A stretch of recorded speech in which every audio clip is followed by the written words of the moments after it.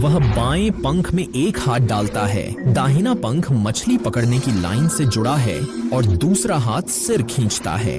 उसकी उंगलियां चोंच को हिलाती हैं जब वह बोलती है और उसकी छोटी उंगली आंखों को नियंत्रित करने वाली छुपी हुई डोरी को खींचती है।